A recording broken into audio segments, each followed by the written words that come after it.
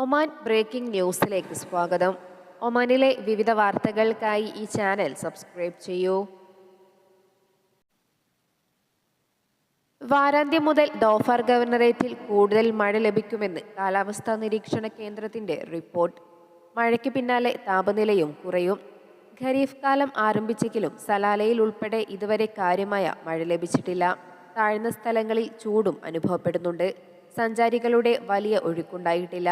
വരും ദിവസങ്ങളിൽ ചാറ്റൽ മഴ എത്തുന്നതോടെ കൂടുതൽ ആഭ്യന്തര വിദേശ സഞ്ചാരികൾ എത്തുമെന്ന പ്രതീക്ഷയിലാണ് അധികൃതർ.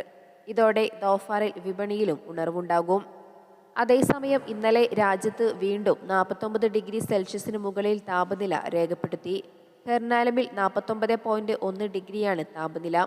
സൂറിൽ 49 ഡിഗ്രിയും സമായിലിൽ 48.6 ഡിഗ്രിയും ഹൈമയിൽ 48 ഡിഗ്രിയും മക്ഷിനിൽ 47.9 ഡിഗ്രിയും ഫഹൂദിൽ 47.7 ഡിഗ്രിയും ജാലൂനിൽ 47.5 ഡിഗ്രിയും അൽഖാമിൽ അൽവാഫിൽ 47.4 ഡിഗ്രി സെൽഷ്യസും താപനില റിപ്പോർട്ട് ചെയ്തു.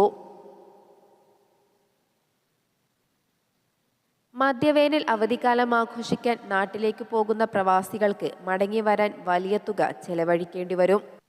സ്കൂൾ അവധി ദിവസങ്ങൾ ഈ മാസം അവസാനത്തോടെ അവസാനിക്കാനിരിക്കെയാണ് ടിക്കറ്റ് നിരക്ക് ഉയരുന്നത്. അടുത്ത മാസം ആദ്യവാരം വരെ വലിയ തുക വേണം ടിക്കറ്റിനായി നൽകാൻ. 4 അംഗ കുടുംബത്തിന് മടക്കയാത്രയ്ക്ക് മാത്രം 1 ലക്ഷത്തോളം ചെലവ് വരും.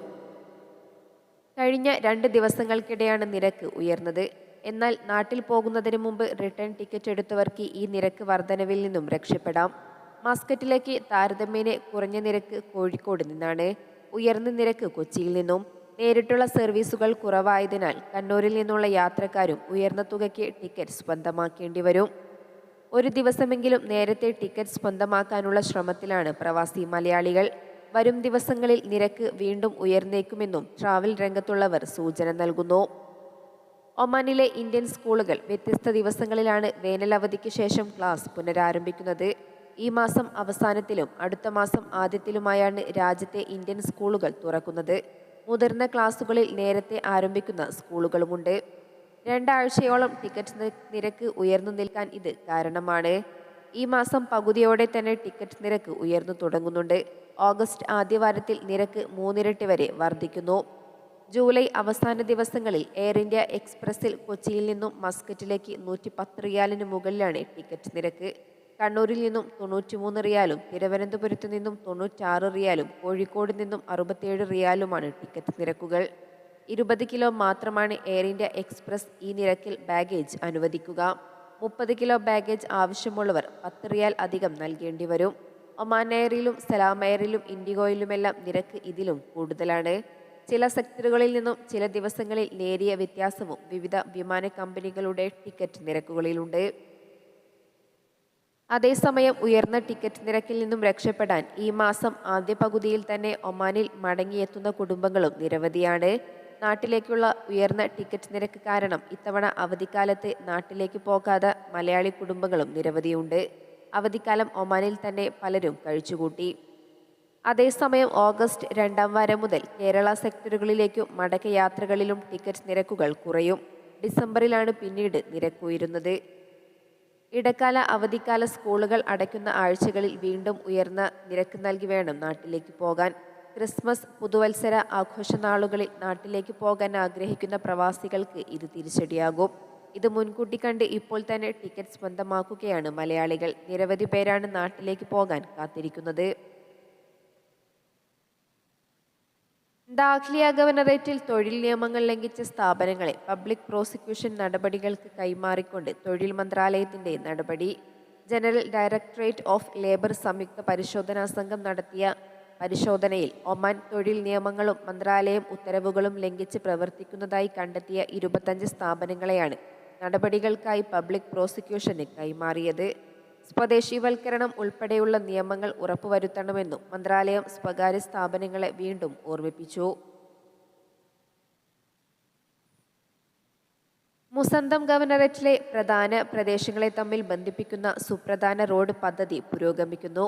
ദിബയിൽ നിന്നും ആരംഭിച്ച് ലിമ വഴി കടന്നു പോകുന്ന പാത ഖസബിൽ അവസാനിക്കും.